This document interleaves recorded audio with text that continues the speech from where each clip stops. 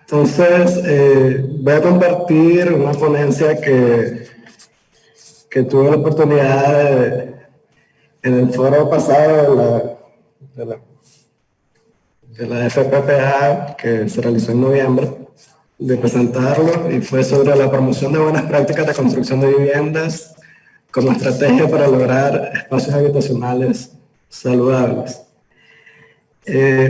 Las prácticas comunes de higiene para prevenir el contagio del COVID-19, como lavarse las manos, desinfectar superficies de uso frecuente, poner prediluvios para desinfectar suelas de zapatos o colocar a la entrada de las viviendas artefactos para almacenar zapatos, son ahora actividades cotidianas que en la mayoría de las viviendas puede hacerse con una relativa facilidad. Pero no así en las viviendas de los segmentos de población vulnerable que habitan en zonas no servidas de la ciudad, en viviendas localizadas en áreas con precariedad urbana y habitacional. Estas acciones, que son simples para uno, se vuelven complejas. Hace unos meses, cuando la pandemia estaba en su punto más álgido, en el sitio web de la Oficina del Alto Comisionado de los Derechos Humanos de Naciones Unidas se publicó un artículo que consideró la vivienda como la primera línea de defensa contra el brote de COVID-19. Es posible que nunca antes la vivienda se hubiese considerado un tema de vida o muerte. La vivienda ya no es vista solo como un asunto de derechos, sino que en una situación de pandemia, las condiciones higiénicas que brinda a sus habitantes adquieren una importancia vital. La publicidad nos alerta de cómo el coronavirus ha cambiado las prioridades en la búsqueda de viviendas. Ahora la gente busca casas con balcón, casas con terrazas, casas con jardín. Pero realmente, ¿cuál es la gente que está buscando casas? ¿Cuál es la población que tiene el poder adquisitivo para cambiar de vivienda en estos momentos? Y también nos preguntamos cuál es la cantidad de población que ha tenido que sufrir la pandemia en una vivienda que no cuenta con la cantidad de espacio suficiente para mantener las distancias recomendadas. Cuando ya le toca a los habitantes de la vivienda confinarse y estar ahí. La publicidad también acentúa las desigualdades en el tema de vivienda, como hacer de tu lucha un spa de lujo, dando por hecho de que todas las viviendas tienen acceso de calidad a los servicios de agua y alcantarillado sanitario, energía eléctrica, que todas tienen una ducha en el baño y que a sus dueños les sobra dinero para hacer de su ducha un spa. El quédate en casa fue y es la consigna ante un posible rebrote. Vizcaya decía las desigualdades, presentaba esto del elitismo, este planteamiento de hacer el home office. Es posible hacerlo para las personas que viven en la calle o en viviendas inseguras. Todos podemos hacer teletrabajo. ¿Qué pasa con quienes habitan estas viviendas con algún grado de precariedad? En Nicaragua no existen estadísticas oficiales recientes de la situación habitacional, y el consenso general es que gran parte de las viviendas son autoproducidas y que las viviendas de interés social son de calidad deficiente.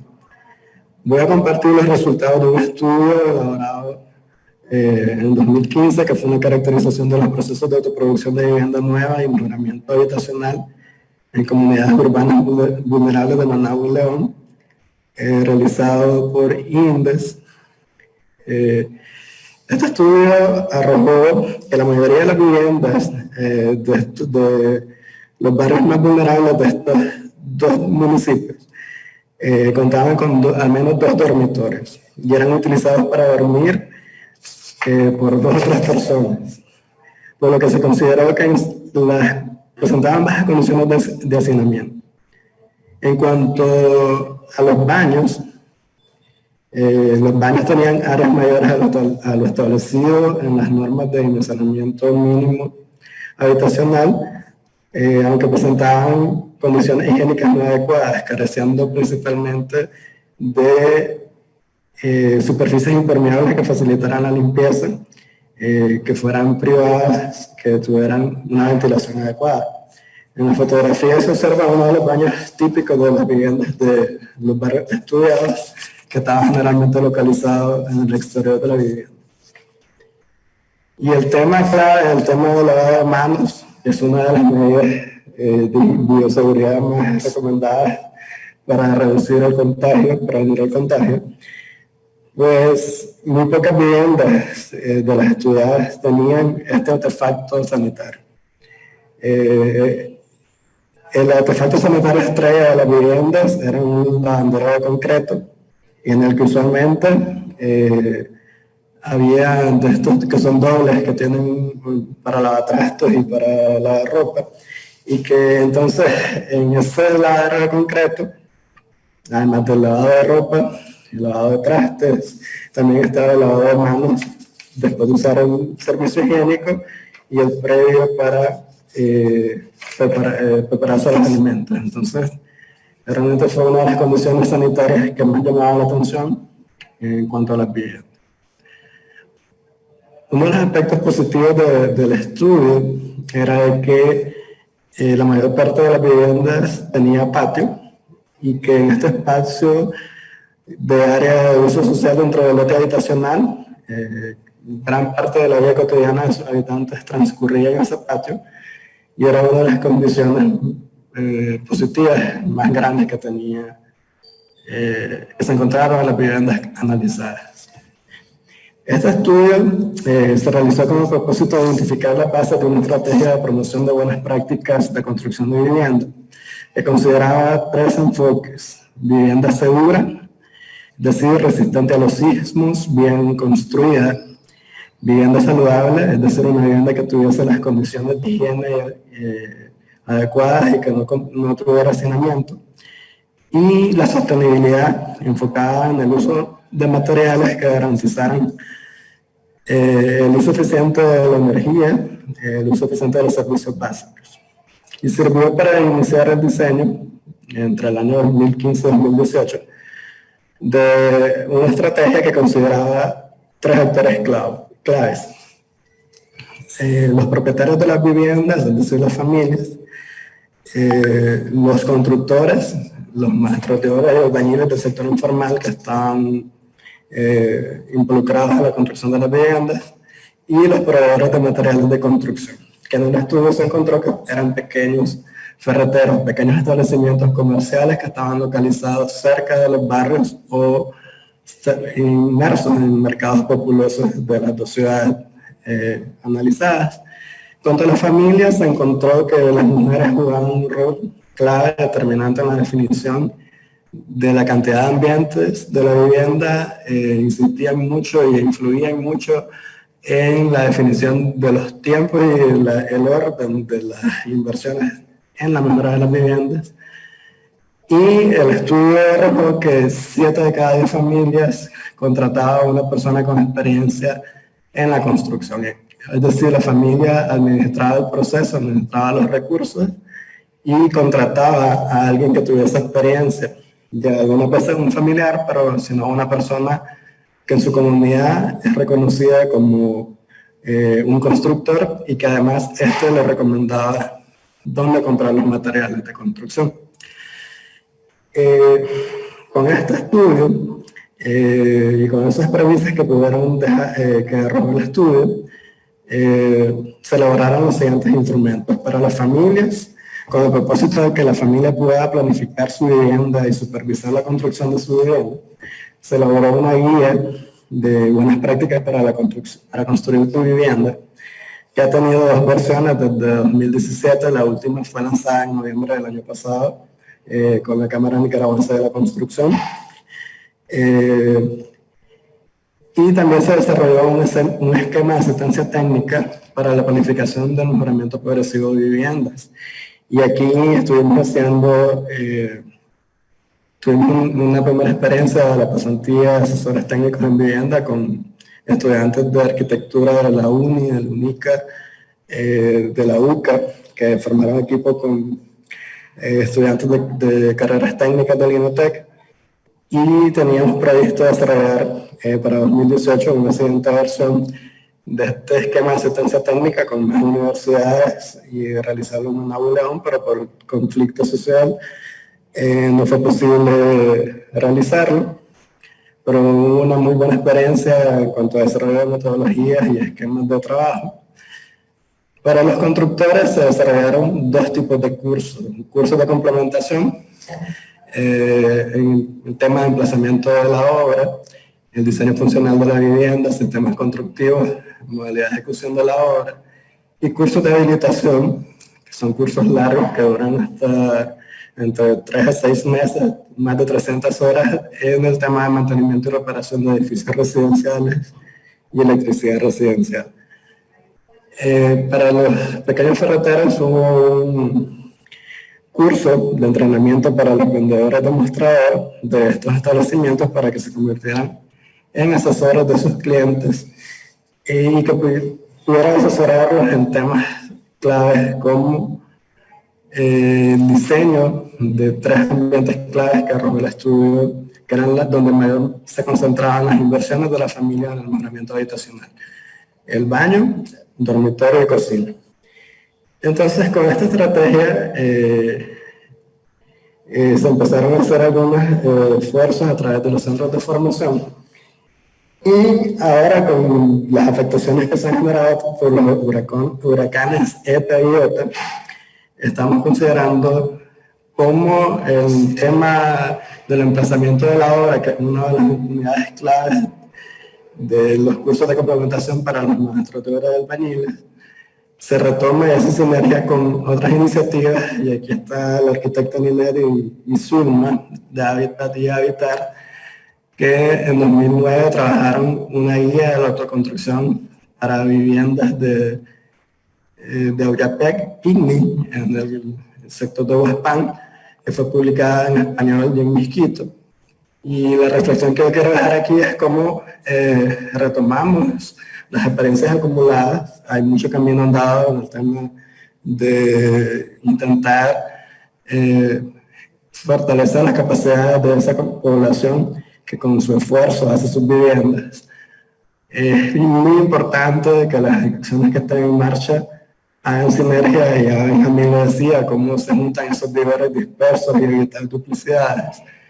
Y cómo realmente todo, desde el sector privado, desde la academia, desde las organizaciones sociales, el sector público, se logran hacer acciones complementarias. Yo aquí dejaría mi intervención. Lo que estábamos planteando con este estudio y este diseño de instrumentos curriculares, pues realmente es un esfuerzo que no sustituye la necesidad de una oferta de financiamiento para mejoramiento de la vivienda dirigida a sectores vulnerables. Hay muchas preguntas: cómo se acerca a las familias a los fondos, quién dirige el proceso, cuál sería el aporte de las empresas privadas, y en este contexto, post afectaciones de los huracanes ETA y OTA, son más válidas estas reflexiones y qué cosas podemos hacer como gremio. Aquí finalizaría yo mi intervención para escuchar a Zulma y dar espacio a las preguntas. Por favor, dejar de compartir, Héctor, para presentar el perfil de Zulma. Sí.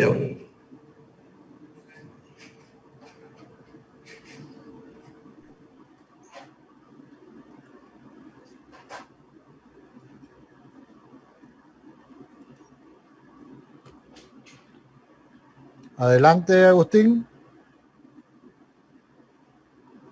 Agustín, ¿estás por ahí? Ok, parece que tiene problema Agustín. Por cualquier cosa, bueno, nos acompaña ya en la sala Zulma Espinosa, arquitecta por la UNI, con experiencia en gerencia y formulación de proyectos de construcción y mejoramiento habitacional de interés social, desarrollo de metodologías de prestación de servicios técnicos complementarios al financiamiento de viviendas y estrategias de monitoreo y evaluación de equipos técnicos orientados a la mejora continua. Cuenta con educación y especialización en liderazgo, cambio climático y ciudades por la Facultad Latinoamericana de Ciencias Sociales, sede Ecuador, Flaxo. Posgrado en Instrumentos para el Desarrollo Urbano por la Universidad Centroamericana UCA de Nicaragua. Desde el 2010 hasta la actualidad es coordinadora de soluciones habitacionales en Hábitat para la Humanidad Nicaragua, y entre 2005 y 2010 fue directora de asistencia técnica en vivienda Fundación Prodel. Ella es la segunda panelista de este tema, arquitectura y vivienda de interés social. Bienvenida, Zulma. Adelante, dejo de compartir para que pueda compartir su pantalla. Muchas gracias, arquitecto Cardosa.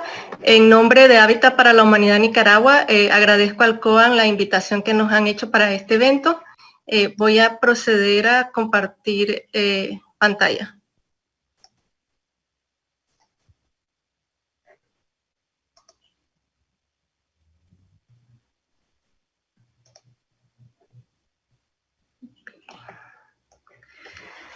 Bueno, primero que nada, en estos últimos tiempos hemos visto la relevancia de la vivienda, ya los han expuesto los panelistas anteriores, en términos de la pandemia, pero también se ha hecho evidente con los recientes eventos climatológicos. Como todos sabemos, nuestro país es vulnerable, altamente vulnerable ante el cambio climático, y muestra de ello es que el país se encuentra en el puesto 123 del índice global de adaptación al cambio climático, y según German Watch estaba entre 1998 y 2017 en los 10 países más afectados por fenómenos climáticos, por desastres en el mundo. Entonces, nos han pedido conversar sobre la vivienda de emergencia. La vivienda de emergencia para Hábitat para la Humanidad tiene un enfoque de vivienda transicional que hemos denominado Caminos hacia la Permanencia, una estrategia para la reconstrucción post-desastre. Pensando en que para que una vivienda sea adecuada, es fundamental que se encuentre en un entorno seguro. Hoy en día, aún más, no solo en términos de habitabilidad, sino también en términos de riesgo. Y entiendo que en el siguiente panel van a ahondar en ese tema, pero el emplazamiento es fundamental al momento de decidir cómo decidir una estrategia de construcción o mejora de vivienda. Y en ese sentido,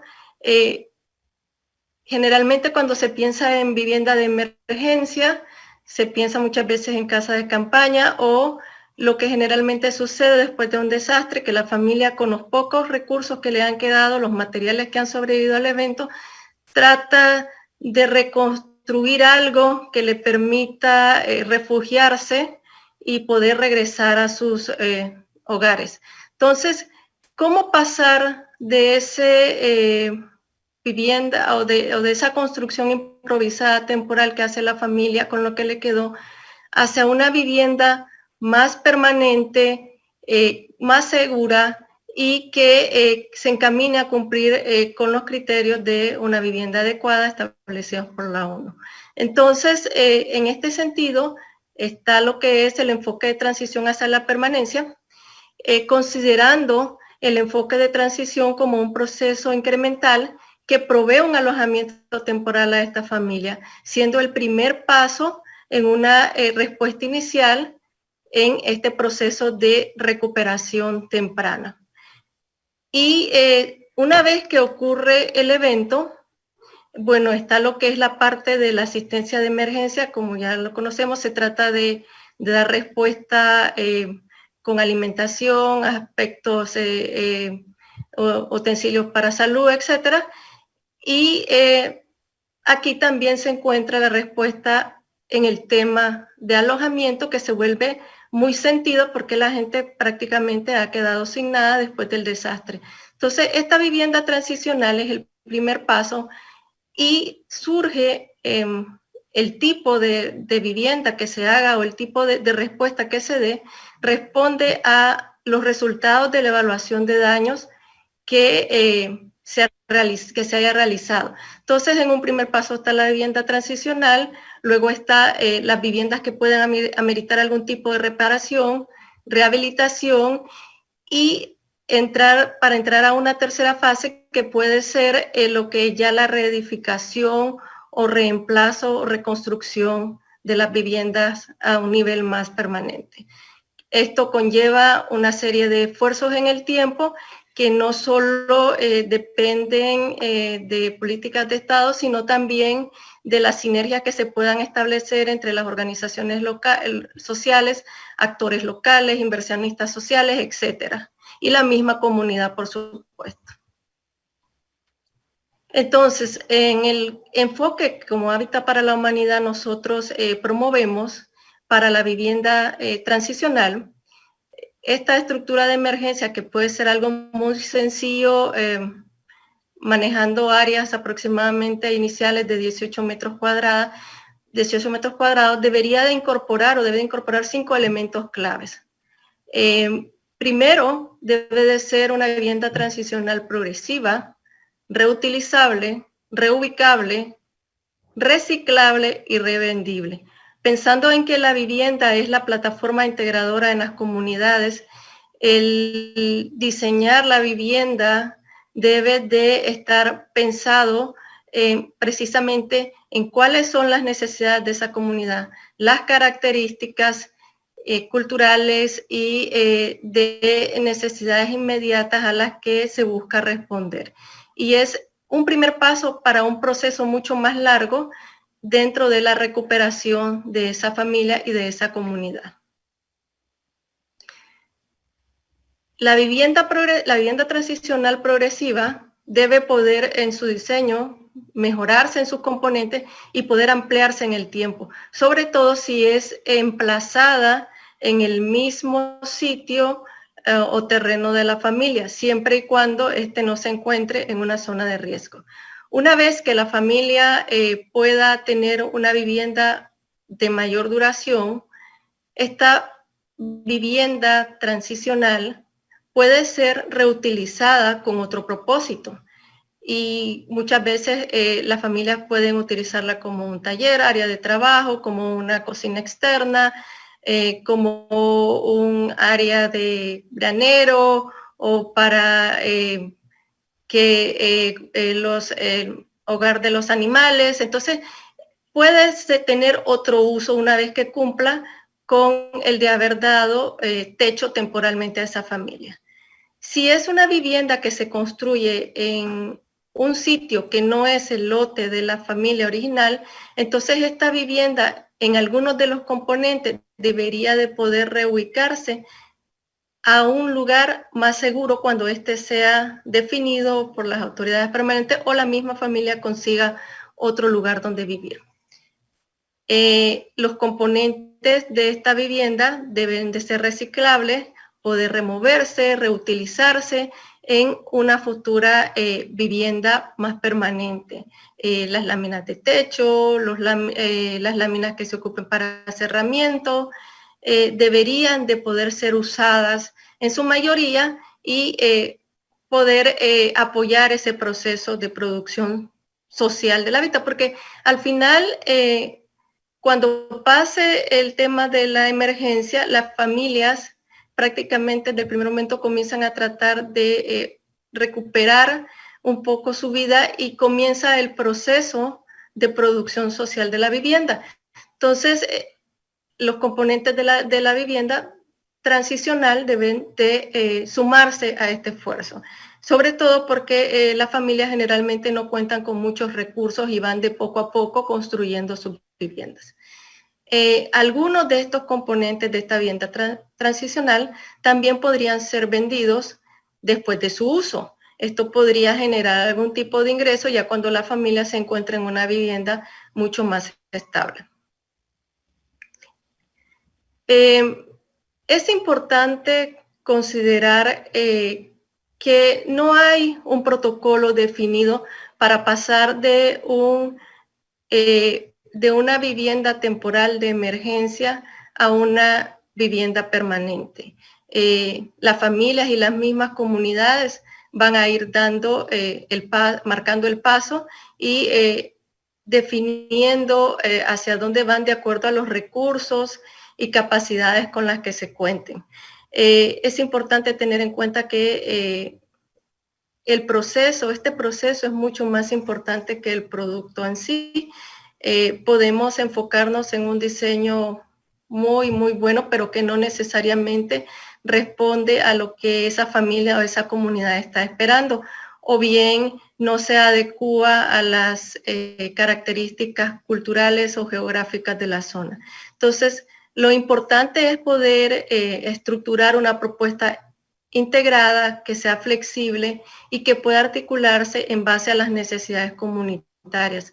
Ahora, en términos de vivienda transicional, también debe de pensarse en dos temas fundamentales que son agua y saneamiento, a los cuales hay que tratar de responder de alguna manera, igual que se pueda proveer una vivienda de emergencia, también hay que identificar cuál puede ser la posible solución en términos de saneamiento y en términos de acceso a agua.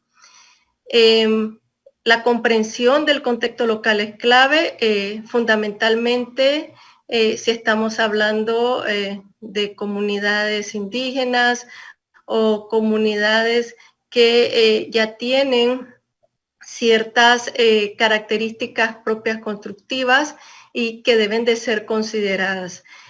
Propiciar la transición de una vivienda de emergencia a un módulo habitacional básico y permanente es clave. Las familias deben de saber que esa vivienda transicional puede ser reutilizada o puede ser un primer paso para que ellos lleguen a un módulo básico progresivo y que a partir de ahí puedan ir construyendo y mejorando su vivienda. Entonces, es fundamental entonces por eso que el diseño de la vivienda transicional, sobre todo si es para localizarse en el lote de terreno de la familia, tenga incorporadas esas características que pueden hacerla resistente ante las amenazas de la zona. Y aquí también es clave realizar las evaluaciones de sitio para determinar esos riesgos y vulnerabilidades a las que puede estar expuesta y así definir las medidas de mitigación que en conjunto con la familia pueden construirse en ese lote. También fundamental el tema de la adaptación al cambio climático y que puedan ser, permitan ser ampliadas por su dueño en el tiempo. Entonces, algo que ha ayudado precisamente a estos elementos es poder construir como unidades transicionales demostrativas, que la gente pueda ver cómo es, cómo son los materiales, cómo pueden ser reutilizados, cuál es el diseño, y de esta manera ir empoderándose en el proceso, porque la familia es clave y fundamental para poder llevar a cabo un proceso de construcción y mejoramiento progresivo de esa vivienda transicional hacia un módulo semilla o hacia una vivienda más grande. Entonces, también el contar en un primer momento de la emergencia con la provisión de kits de reparaciones, con herramientas y materiales básicos, es algo que ayuda a que la gente pueda comenzar a reconstruir de alguna manera con lo que tiene y ir asegurando en ese proceso asistencia técnica a las familias. Como todo proceso progresivo, si no hay una guía de lo que se puede hacer o lo que técnicamente también sería adecuado y que las familias vayan comprendiendo los niveles de riesgo a los que están expuestos y cómo ellos pueden hacerle frente y adaptarse, pues entonces podemos repetir el ciclo en otro evento de no haber retomado las lecciones aprendidas. Entonces es bien importante que estos procesos cuenten con asistencia técnica para ir guiando a la familia, a la comunidad en cómo pasar de un albergue transicional a una vivienda permanente. Y sobre todo, esto conlleva, además de la asistencia técnica en el proceso de construcción, fortalecer las capacidades de la población para la autogestión de su hábitat. Cuando suceden estos eventos, es una oportunidad para tratar de reconstruir considerando el enfoque de gestión de riesgo y de adaptación al cambio climático, que es algo a lo que cada vez vamos a estar más expuestos y vamos a ver consecuencias mucho más fuertes en los próximos años. Entonces, en la medida en que se puedan fortalecer esas capacidades de la familia, de la población en general, en cómo ellos pueden gestionar su hábitat, cómo pueden tener construcciones más seguras, pues podemos ir contribuyendo de esta manera a la construcción de comunidades más resilientes y que puedan hacerle frente de mejor manera ante eventos adversos.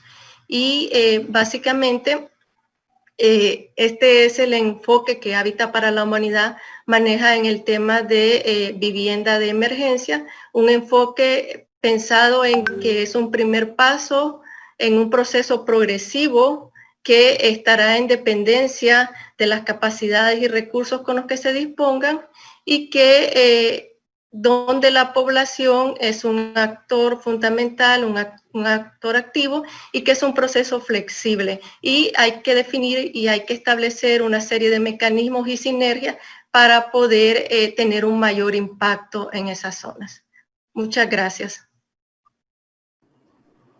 Muchísimas gracias, estimada arquitecta Zulma Espinosa. ¿Cuánto tiempo de no vernos y venimos a vernos virtualmente? Sí. Muchas gracias, arquitecto Héctor Delgado, por su excelente presentación también. Creo que son presentaciones y posiciones complementarias.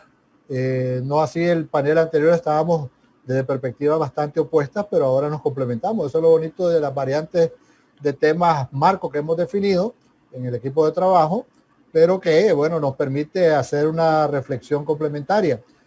Voy a permitirme, bueno, disculpamos al arquitecto Agustín García, que tuvo un imprevisto familiar y no pudo seguir por ahorita acompañándonos, entonces voy a cubrirlo como moderador. Voy a leer un par de comentarios que nos llegan acá en el chat de parte del arquitecto Benjamín Rosales. Dice: muchas veces, desafortunadamente, la vivienda permanente